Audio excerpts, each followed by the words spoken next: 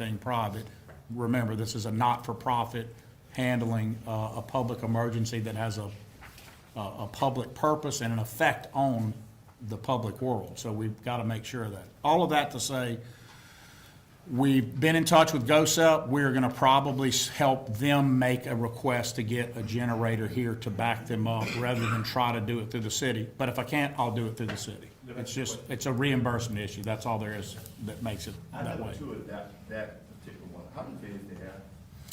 So I don't want to get into their business, but not many. Let me just say it this, because I don't want to, yeah, it's a low number, but because I don't want that to put them in a box for normal operations. Let me say this, Mr. Johnson, this way. For this event, I went and toured it to put my own eyes on it. I just walked in by myself after a call. There's plenty of room, and we are providing plenty of help to that facility where it can stand up. So it's a big, big facility.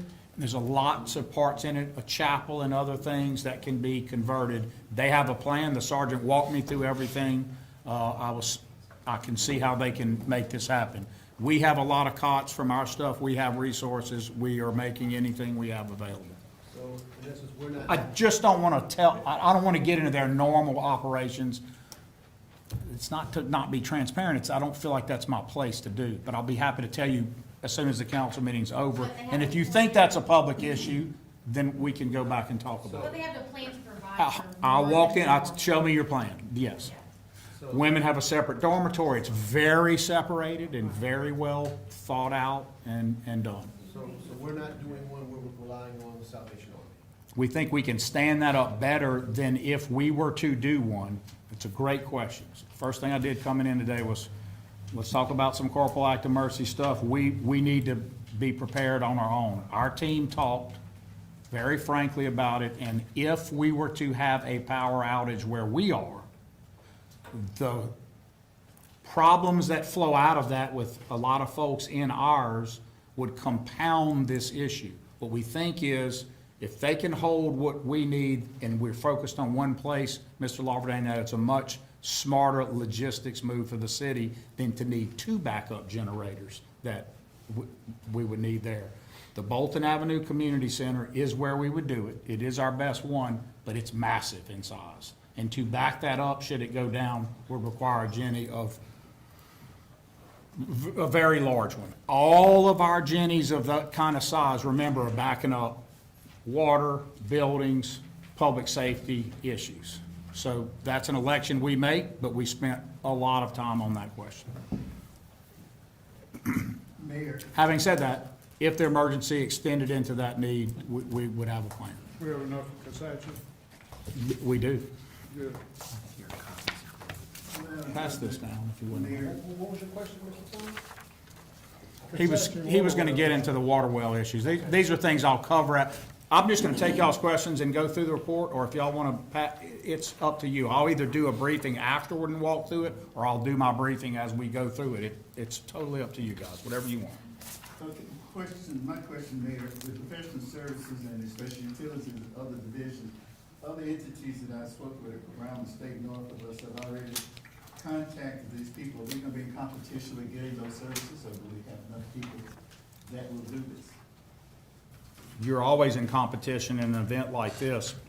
And in this event in particular, because of the size of the area affected, the amount of crews and everything taken up is more competitive than any event I've seen because it covers so much. So you're always in competition with them, but we ahead of time have agreements with certain ones that are proximate to us or close to us or understandings. And so I went through how many were crewed up, and I think we're in good shape. We've got some line crew, other stuff we're waiting to see, which is affected by that sort of that Lafayette line. But in a short form, answer your questions, we're crewed up.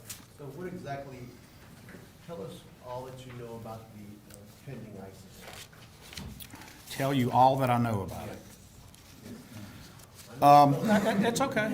I'm just trying to think, it's a big question. I'm trying to think of the order to unpack it. So tomorrow, the chief just whispered in my ear that he thought for sure, it's hard to get ahead of the state guys because they have some things that could change.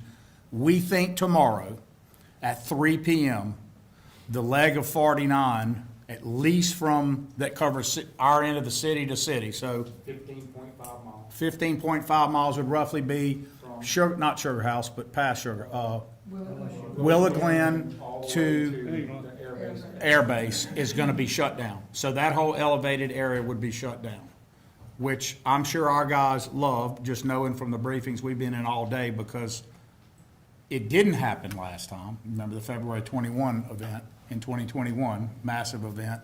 And we're up there having to rescue cars, and if y'all imagine people are still riding while you're trying to make rescues of stranded, spun-out cars on ours, it's the craziest thing you've ever, it was horrible. It wasn't Marion, but I know from the stories how bad it was. So this time that'll be shut down. So that gives you an indication right there of what the state and all the other officials are thinking of the onset times. Here's roughly what we know. As of now, what we think would be that the non-freezing, the rain and the temperature is going to cause there to be, by the end of this, somewhere between 1/4 and 1/2 an inch of ice sitting for a period of time that would exceed or at least go into Tuesday. And so practically that's a Wednesday thaw time. That's a lot of variance, but 1/4 of an inch, to give you an idea, on a power line or something else is a massive amount of weight as you extend across. That's a lot. 1/2 an inch is a whole lot. So on rooftops, everything else, trees, boughs, limbs, et cetera, that's a whole lot of weight, and it's gonna be there for a while. We think that there will be frozen streets certainly by 6 PM tomorrow, but they're setting this at an earlier time of 3 to 6. We treat it as 3 to be on the conservative side. So events, everything before that will stop. Buses will stop tomorrow at noon, correct? Yes. So we're pushing all this out separately, Malcolm, so this will go out to all of our partners in our normal ways and more, working with media and others. We're gonna push it out harder than normal, but just understand, we've gotta tell people, don't make a plan to use the bus at noon where you would need it to go back. We're very clear, the buses will stop at noon tomorrow. Let's summarize it real simple. We consider 3 o'clock tomorrow deadline. That's when things, whether frozen or not everywhere, we will consider that it is, and that's when we start everything else. I think in truth, it's gonna be probably closer to 6, but it just depends on how hard the precipitation is that freezes. If we have 1/2 an inch of ice at any point during this for an extended period of time, 12 hours, 10 hours, et cetera, that's gonna be a lot of pressure on systems here. It's gonna affect property, both public and private. How will private property be affected? Well, you would have, again, roof ice dams, so people's roofs will have their gutters, as the incline goes, all that dams up. It folds under and gets under shingles, everything else, and as everybody knows, then when it thaws, it's the thaw moment, you get massive leaks. And you can have brand-new roof if they didn't do it right with the most modern things, and there are some modern things now that just are in the last few years being required. If you don't have some of that in place, you can have problems. So we'll talk about that in a minute. We do monitor the private sector side, because if there are reimbursements, if in theory you were that large, private people can make requests. It doesn't look like the kind of event we're gonna see that. We have to treat this event like we're gonna pay for it, which is why you're getting this budget amendment. We will make all the reimbursements. So all of our people I have assembled for you today, this is your EOP. These are your emergency operations procedure officers, if you will. And what that means is everyone in this room can be out of their normal rank. So I'll become political advisor in sort of second place as an advisor. Sam Allen, the fire chief, will be the head of all operations in the city, which started today at 10 a.m. So he is in control of making each decision, et cetera. Yes, sir. Dante, whom all of you know over here, who is already a higher rank in the city, but each of these guys, Sandra, they have control units under them. They make decisions. It's not a normal chain of command, if you will. question. Yes. Is there gonna be anyone responsible for keeping the council informed of certain events? Yes, so that is my role, and I do it. The council will know. I send out texts to the council on each thing that's happening.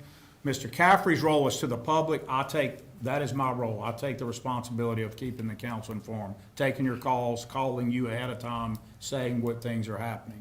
I'll also meet, do whatever. We're not gonna be able to drive and get to many physical places together, but I will make sure I'm sending you regular texts.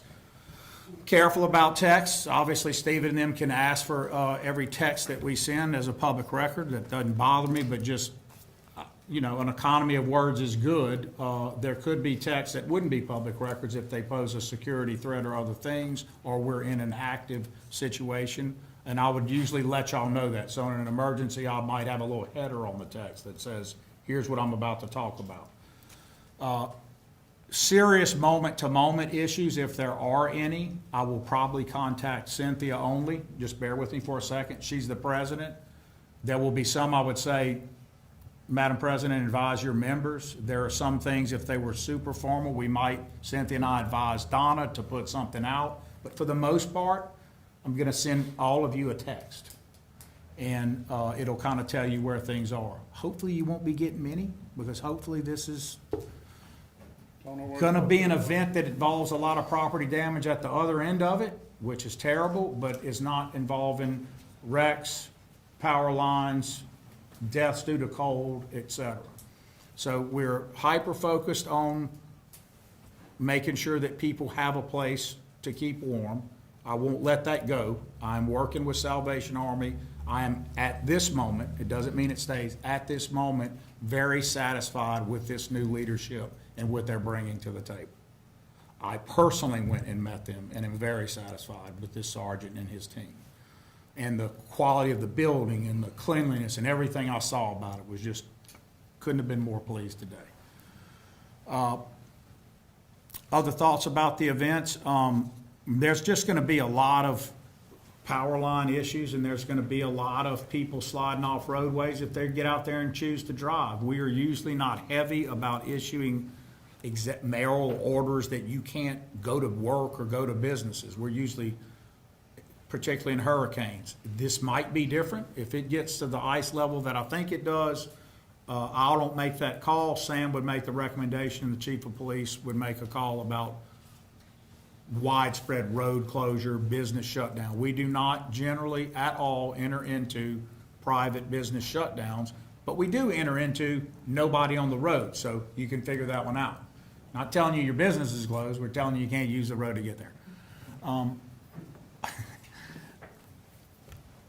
think you're gonna see a lot of, it doesn't look, let me say this, every model we see is modeling against our interests right now. Is that fair to say? No models are getting better like we had hoped and thought a day or so. Nick, others, we all were thinking that a day or so ago. No models are moving our way, if you will. Is that right? Okay. Let me ask you about the driving conditions, when driving on ice. I don't deal pretty much everywhere through the last 3 years. There's no such thing as I can drive on ice. There's no such thing. As what? You can drive on ice, you know. It's particularly here in a city not used to They it. tell you how to avoid getting hit the hardest, you know. So I done lived, Alaska, Korea, Germany, Maryland, there's no such thing. So if you're thinking about getting out there on ice, don't do it. Don't do it. Once you start sliding, you're not gonna stop until you hit whatever in your way. Something stops you. You can drive on ice, you just can't stop. Right. So, that's a little advice. You can say, well, I live here, I can drive. No, you can't. Maybe. I mean, I'm gonna take y'all just through the recitals of the declaration. I won't read the whole, every part, in the decretal language. So recital versus decretal is, the recitals have a whereas, they recite the basis. The decree is the now therefore afterward. You can read that. All it does is authorize me to cause overtime, take people out of the rank of their employment, and order them to do whatever we gotta have them do.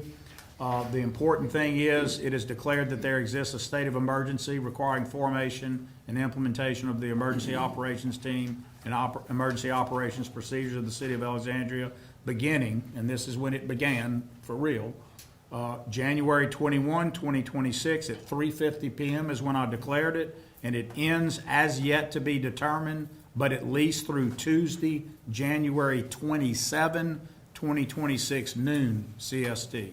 So it started 21 at 3:50, it ends 27 unless there's other orders given. All divisions, departments, public, private, everybody is instructed to follow the orders as we give them.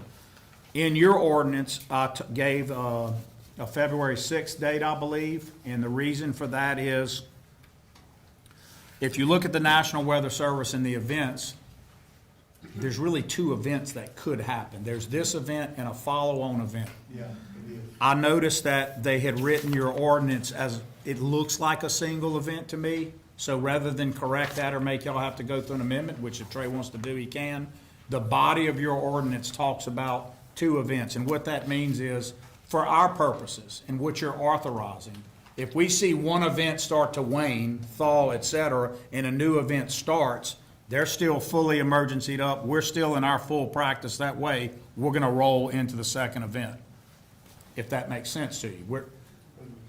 If we get outside of the 6, we're gonna come back to the council. And I would for sure say if the two events have a discrete ending, where we kind of see this one's ended and we have time to meet and the roads are thawed, we'll bring you back and tell you about the first event and what we see coming.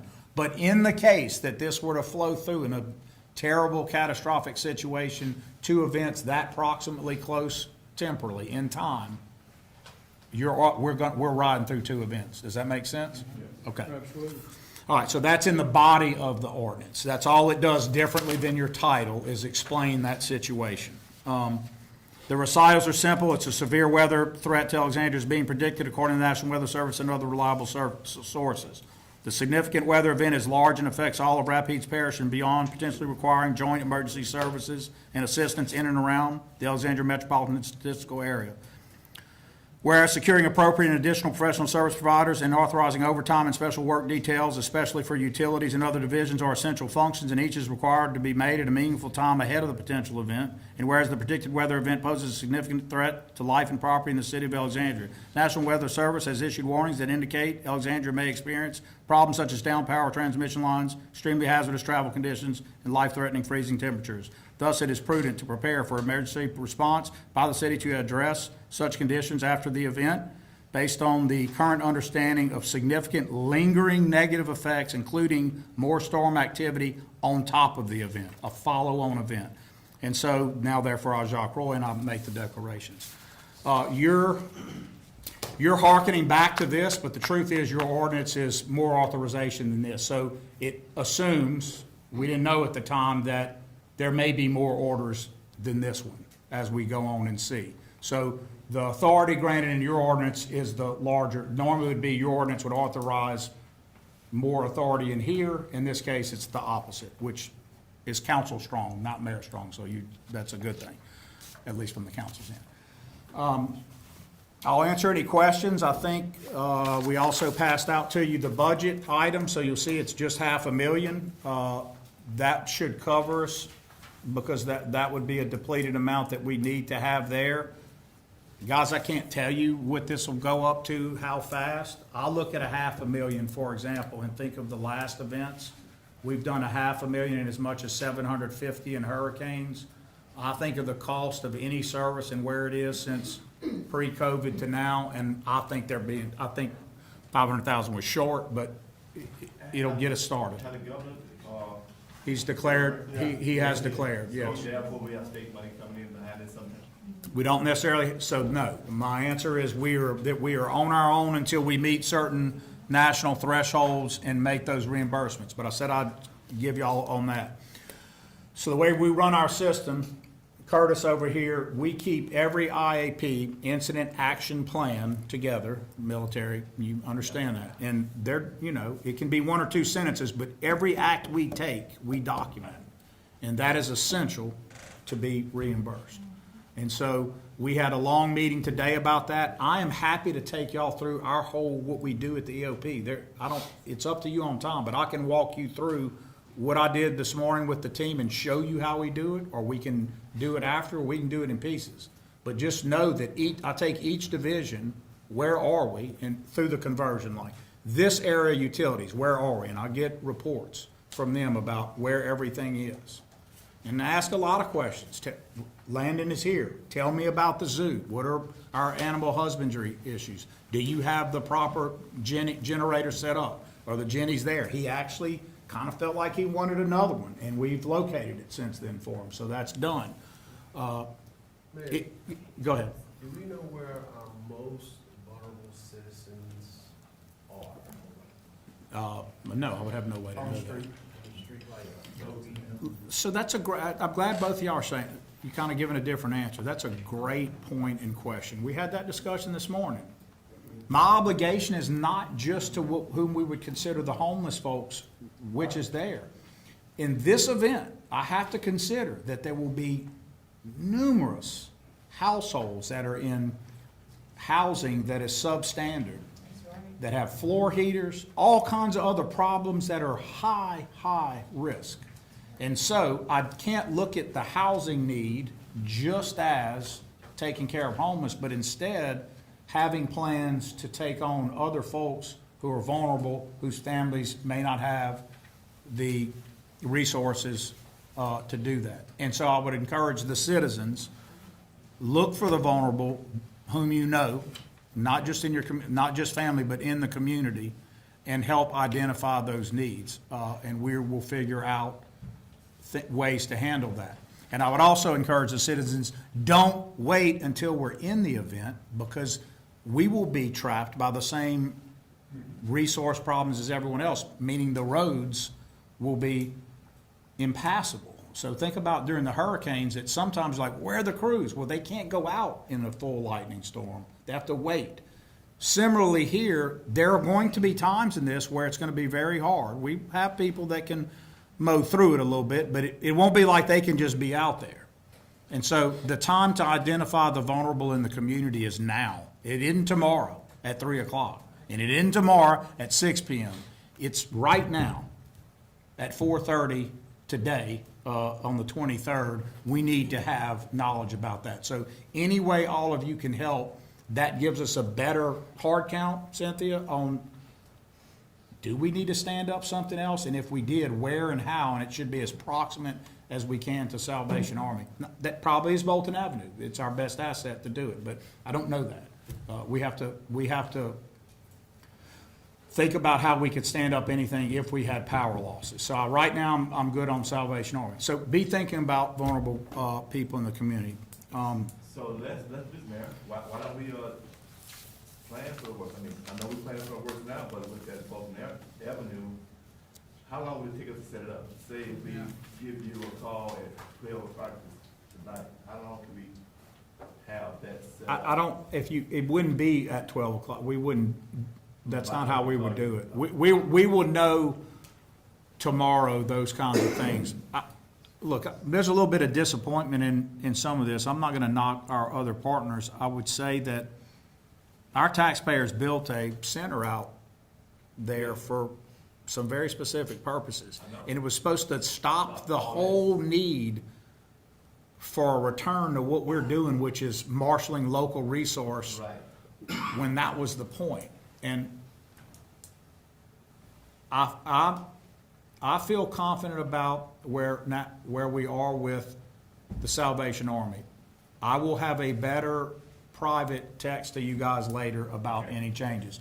What I don't want to create is what I say here, which is, I get it, it's transparency, but it can lead to other people meaning well, asking how they can help and support, and I just would say, give me a second, you're a military guy, it's a logistics issue. That being said, and I didn't think about the same thing that you just brought up with that facility that's been built, and we only use it, with the hurricane. Is there some kind of way that, what's the relationship broken? What's the deal? No, it's triggered.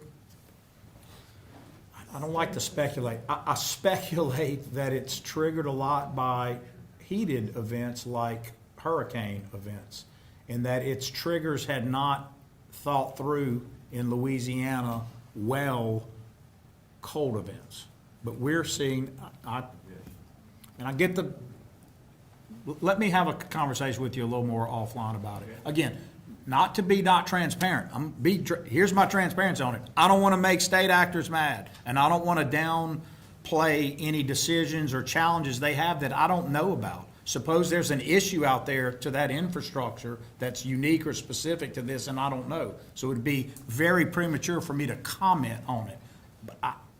But I am concerned because that's why it was built, to take out this whole need of identifying local assets. There are other, Salvation Army from 2 years ago to now, very different place, loving what they're doing. And we're gonna work through that. What So about the with that Coliseum? being said, maybe after this event, Yes, we can meet with them and find out, Talk about, discuss? Yes. yes, ma'am. yes. Just to get, if anything, a better understanding. If Right. it's no cold events, then we need to think about assets of how we're gonna do that. Well, sometimes it's just asking the question and showing that there's a need and a desire We- to have that partnership. So- We have asked today Yes. Oh, okay. to, But it's gonna be good when, you know, this is the first quarter of winter, so we need to go ahead and try to figure out what's Yeah. going on there, because What about the Coliseum? so I would just say that there's a place designed for it, and And that's the place it should be. I would say the Coliseum's less designed. Look, we see the horrors of Katrina. I just don't think that's where you pack. It's not a venue to pack people like that. And we're not gonna have that amount of people. Guys, that's not, the biggest thing we can do as a community right now is identify vulnerable people whom we know, that we can touch and know where they are, because people all do know that.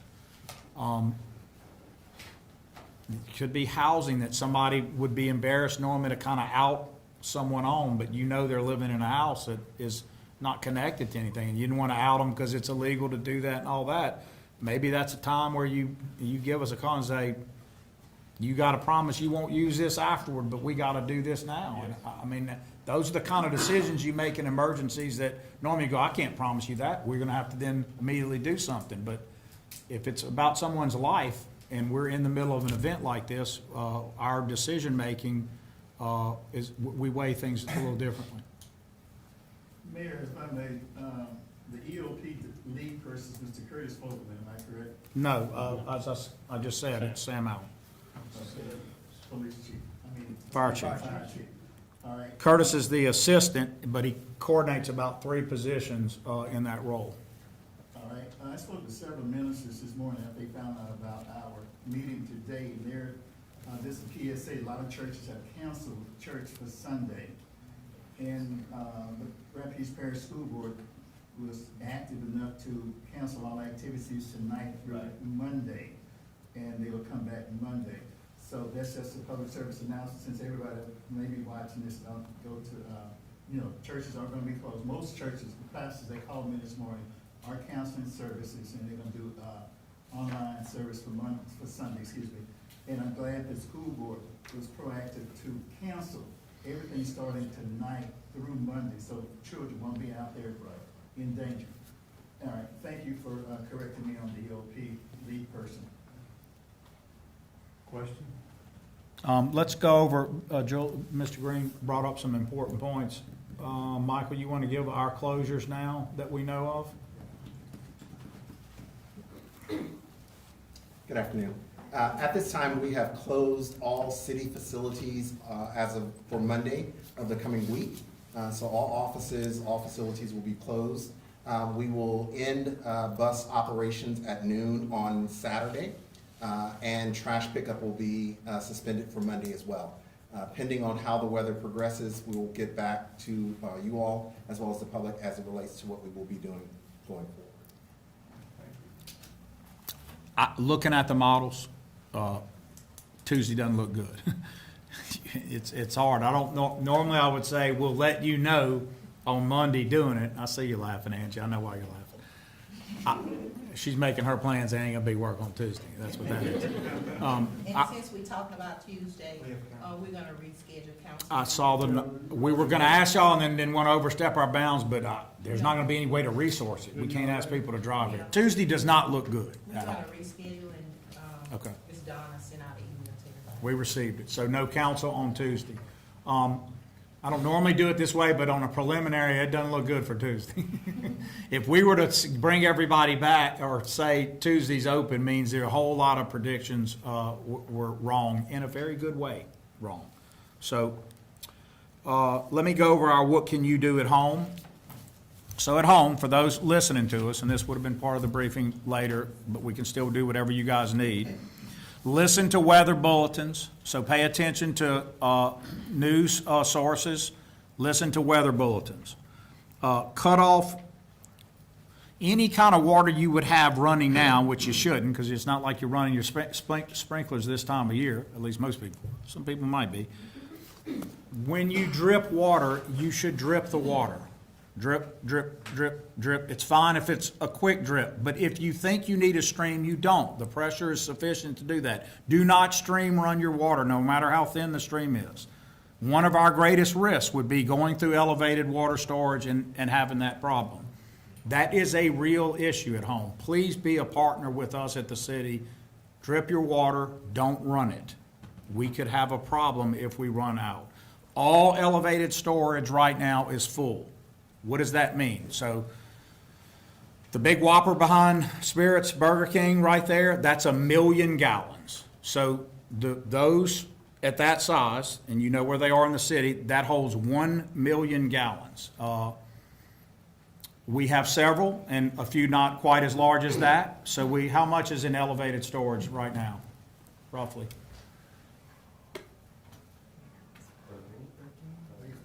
Yeah, I got scared, but if I thought my number's right, about 13 million gallons.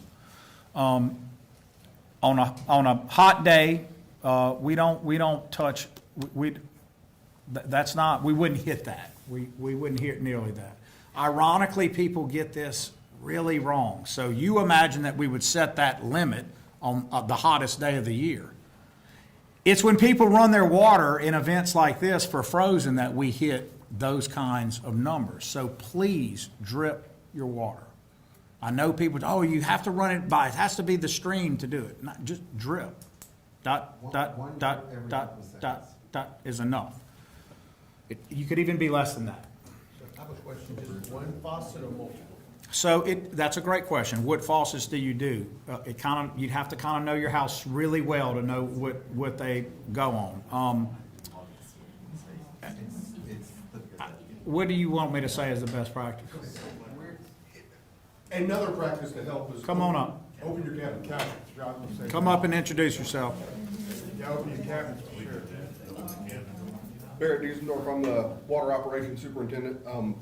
Another practice that helps, especially if you are currently having some heat in your home, open your cabinet doors. Let the hot air of your house swirl around underneath the faucet, and it helps keep everything thawed out.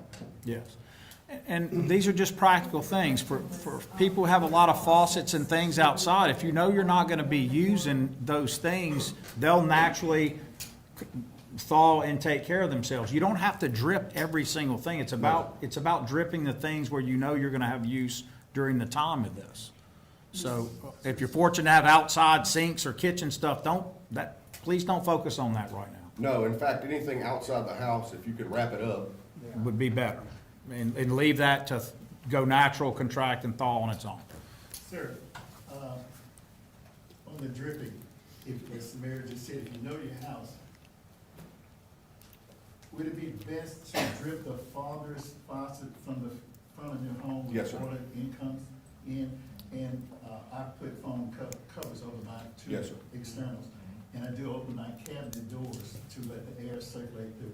That's why I want to know, since he said know your house, how far, and use the farthest faucet Yes, to sir. drip. And the cold Thank you. stream. No problem. Yes, and use And- cold stream. Yeah, cold stream, not hot, excuse me. Don't use your hot, use cold. Some of these things sound counterintuitive to people, it's not, use your cold. Let's see what else on that. That's a great point, Mr. Green, thank you. Anything else on water? So look, guys, this is important at home to do. You have to conserve water. When you say at home, well, someone else can do the conserving, I'm gonna run mine.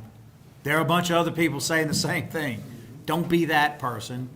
Drip it. We have set up, go ahead. All of these are going to be on a constant roll that's going out starting in the morning. So the public will be notified of these particular things, dripping faucets and so forth and so on, as a part of our information. With graphics, very straightforward said, sort of catchy. We'll make sure. So also, we're prepared, and some of this preparation is about what happens after it. So when the thaw starts, that's when damage occurs, that's when debris needs to be clean on streets. So if tomorrow you've got time off and you're the neighborhood watch and you keep watch over things and you have time and it's safe, go out and clean out any catch basin you see that has any bit of straw or pond, anything in it blocking it. That could be a dam later.